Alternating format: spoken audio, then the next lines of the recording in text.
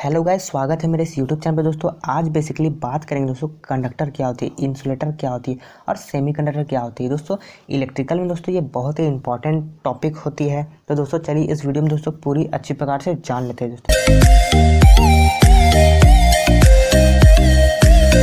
Conductor क्या होती है दोस्तों?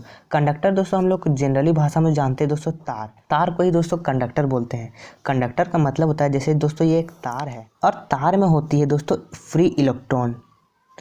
तार के अंदर दोस्तों होती है फ्री इलेक्ट्रॉन। दोस्तों हम लोग सिंपल तो देखते हैं एक तार है, एक एल्युमिनियम चाहे तांबे की तार है, लेकिन दोस्तों इसका जो रिसर्च हुआ है तो उसके अंदर दोस्तों इलेक्ट्रॉन पाया गया है और ये दोस्तों फ्री इलेक्ट्रॉन होते हैं। एकदम बहुत ही छोटे छोटे पार्टिकल होते हैं, बहुत ही छोटे छोटे, हम लोग आँख से नहीं देख सकते हैं, छोटी छोटी होती है। और दोस्तों जब इस तार में दोस्तों जब एक वोल्टेज हम लोग अप्लाई करते हैं तो ये जो इलेक्ट्रॉन है एक जगह से दूसरे स्थान पे चलने लग, और इसी को बोलते हैं कि तार में करंट चल रहा है। इलेक्ट्रिकल में अगर दोस्तों तार को हम कहीं उपयोग में लाएंगे तो इसके बहुत सारे गुण होने चाहिए, कुछ अच्छे गुण होने चाहिए, तब ही इसका उपयोग करेंगे। जैसे दोस्तों अच्छे गुण में से सबसे एक पहले आती है इसकी जो मैकेनिकल स्ट्रेंथ होती है वो अच्छी होनी चाहिए। मतलब कि तार को जब हम एक जगह से दूसरे जगह पे अगर कहीं लटका के रखें तो ये बीच में टूट नहीं जाना चाहिए। इसकी जो खींचने की जो क्षमता है, टांगने की जो क्षमता है वो अधिक से अधिक होनी चाहिए, ताकि जब हम किसी एक जगह से दूसरे जगह पे ले चले, जैसे कि एक पोल से दूसरे पोल में अगर ले चले तो ये तार टूटना नहीं चाहिए। इसकी जो मैकेनिकल स्ट्रेंथ है वो अच्छी होनी चाहिए। और जो दूसरा होता है दोस्तों स्पेसिफिक रेजिस्टेंस होता है। मतलब दोस्तों जो तार है उसका सबसे छोटा भाग इतना छोटा होगा, सबसे छोटा, इससे भी छोटा हो सकता है, उसका जब दोस्तों रेजिस्टेंस हम नापेंगे तो सबसे कम होता है। तो दोस्तों रेजिस्टेंस का मतलब होता है जैसे दोस्तों ये एक तार है, इसमें जब हम वोल्टेज अप्लाई किए तो इलेक्ट्रॉन एक जगह से दूसरे जगह पे चलने लगे, लेकिन कुछ कंडीशन में क्या होती है, इलेक्ट्रॉन तो बह रहा है लेकिन उसके रास्ते में एक रुकावट आने लगती है और इसको बोलते हैं रेजिस्टेंस। और ये जितना अधिक होगा तार का क्वालिटी उतना घटिया होगा। तो दोस्तों जो तांबे की तार होती है उसमें दोस्तों जो स्पेसिफिक रेजिस्टेंस होती है वो दोस्तों बहुत ही कम होती है। और उसके बाद आता है एल्यूमिनियम, उसका भी स्पेसिफिक रेजिस्टेंस तांबे के बाद आता है। और दोस्तों सबसे कम होता है चांदी की। चांदी जो होती है उसकी स्पेसिफिक रेजिस्टेंस कम होता है, लेकिन ये दोस्तों इतना कॉस्टली होता है, इतना महंगा होता है कि इसका हम तार बना करके कहीं उपयोग ही नहीं कर सकते दोस्तों, चोरी हो जाएगी, तो ये बहुत ही महंगा पड़ेगा। जो तांबा है वो चांदी के मुकाबले थोड़ी सस्ती होती है, लेकिन दोस्तों आजकल जो है एल्युमिनियम का बहुत अधिक प्रयोग किया है, क्योंकि इसका जो है सबसे पहले इसका रेट कम होता है, भार भी कम होता है, बाज़ार में आसानी से ये उपलब्ध हो जाता है। और तांबे जो थोड़ी महंगी होती है, इस कारण दोस्तों एल्युमिनियम का हम प्रयोग करते हैं। लेकिन दोस्तों इसमें एक प्रश्न उठता है कि हम लोहा का भी तो प्रयोग कर सकते हैं। पॉल में दोस्तों देखिएगा एल्युमिनियम का तार होती है, तांबे का पहले होता था, लेकिन तांबे बहुत ज़्यादा महंगा होने की वजह से इसका प्रयोग बंद हो गया है। एल्युमिनियम का ही अधिकतर अब प्रयोग होता है सभी जगह में। दोस्तों अब इससे क्वेश्चन निकलता है कि हम लोहे के भी तार प्रयोग कर सकते हैं, लेकिन दोस्तों लोहा जो होता है, तो लोहा का दोस्तों अगर तार लें तो दोस्तों उसमें जो स्पेसिफिक रेजिस्टेंस होता है वो बहुत अधिक होता है। अगर हम इलेक्ट्रिकल में अगर लोहे के तार अगर लगा दें, अगर इसका हम प्रयोग कर दें किसी इलेक्ट्रिकल में, तो दोस्तों हम जैसे वोल्टेज हम अप्लाई करेंगे तो इसमें इलेक्ट्रॉन बहना स्टार्ट करेगा। तो दोस्तों लोहा में स्पेसिफिक रेजिस्टेंस बहुत अधिक होता है।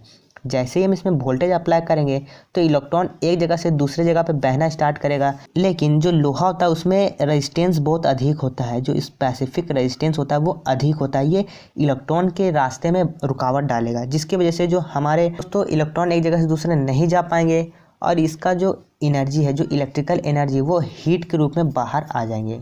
इलेक्ट्रिकल की जो ऊर्जा है, एनर्जी है, वो लॉस हो जाएगी, जिसकी वजह से हम लोग इसका उपयोग नहीं करते हैं। इसके जगह पे एल्युमिनियम काम करते हैं। एल्युमिनियम में स्पेसिफिक रेजिस्टेंस कम होता है, इसमें बहुत ही कम हीट के रूप में बर्बाद होता है, जिससे अभी और सस्ता भी होता है, जिससे हम इसका प्रयोग अधिक से अधिक करते हैं। दोस्तों दूसरा आता है इंसुलेटर। इसका खासियत होता है कि जब इसमें हम करंट प्रवाहित करें तो दोस्तों ये करंट इधर से इधर जा ही नहीं पाता है। इसमें बहुत ज़्यादा रेजिस्टेंस होता है, जो अभी बताए हम रेजिस्टेंस, वो इसमें बहुत ज़्यादा होता है। मतलब ये पूरे तरह से रेजिस्टेंस ही होता है और ये इतना हाई होता है कि करंट को इधर से इधर जाने ही नहीं देता है। जैसे कि अभ्रक हो गया, रबड़ हो गया, फिर हो गया पोर्सलिन हो गया, प्लास्टिक हो गया, फाइबर हो गया, लास्ट आता है बैकेलाइट। इसका प्रयोग बहुत अधिक होता है इलेक्ट्रिकल में, जैसे कि स्विच होल्डर और हैंडल बनाने में इसका प्रयोग बहुत अधिक होता है बैकेलाइट। तो अब इंसुलेटर में भी कुछ कुछ गुण होना चाहिए कि इसका प्रयोग हम इलेक्ट्रिकल में करें। जैसा सबसे पहले इसका रेजिस्टेंस तो सबसे अधिक होना चाहिए, इसका मतलब कि करंट को इधर से उधर पास एकदम होना ही नहीं चाहिए। नेक्स्ट है इसका मैकेनिकल स्ट्रेंथ, इसका मतलब कि अगर इसे हम अगर खींच के कहीं टांग के अगर रखें तो ये बीच में ब्रेक नहीं होना चाहिए, टूटना नहीं चाहिए, मजबूत होना चाहिए। इसका मतलब ये होता है कि मैकेनिकल स्ट्रेंथ इसका बहुत अधिक होना चाहिए। और इसका गुण होना चाहिए कि ये जो हीट में रह सके, मतलब कि अगर कहीं ज़्यादा अगर गर्म हो तो ये गर्म कारण इसमें इफेक्ट ना पड़े, टूट ना जाए, बर्बाद ना हो जाए। तो इसका ये भी गुण होना चाहिए कि ये अच्छी प्रकार से हीट में भी काम कर सके। जानेंगे सेमीकंडक्टर। दोस्तों सेमीकंडक्टर जब नाम आप सुनते हैं तो सबसे पहले ख्याल आता है, पहला दोस्तों सिलिकॉन और दूसरा जर्मेनियम।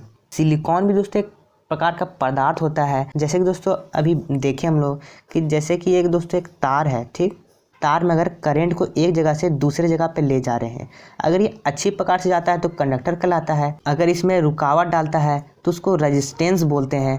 और ये अगर रुकावट बहुत अधिक होता है, मतलब जो करंट है उसको एक जगह से दूसरे जगह पे ले जाने ही नहीं देता है, तो इसको बोलते हैं इंसुलेटर। कुछ कंडीशन में ऐसा होता है कि ना ही अच्छे प्रकार से इंसुलेटर रहता है और ना ही अच्छे प्रकार से कंडक्टर रहता है। तो इसका कहने का मतलब कि जो जर्मेनियम जो पदार्थ होती है वो ना ही जो करंट को आसानी से इधर उधर ले जाता है और ना ही करंट को रोक सकता है, मतलब ये बीचों बीच होता है, ना ही अच्छी प्रकार से करंट को ले जाता है और ना ही अच्छी प्रकार से करंट को रोक पाता है। तो इसमें यही गुण होता है। और दोस्तों इसका बहुत जगह प्रयोग होता है, जैसे कि दोस्तों जो रेडियम ट्रांजिस्टर प्रयोग होते हैं, जो हमारे इलेक्ट्रॉनिक सर्किट में डायोड प्रयोग होते हैं, उसमें भी दोस्तों सेमीकंडक्टर प्रयोग होता है और वो होते हैं सिलिकॉन और जर्मेनियम। लगभग सभी इलेक्ट्रॉनिक कंपोनेंट जैसे डायोड, आईसी, ट्रांजिस्टर इत्यादि को बनाने में सिलिकॉन और जर्मेनियम का प्रयोग किया जाता है। दोस्तों ये सिंपल तरीका था, आप लोग समझ चुके होंगे।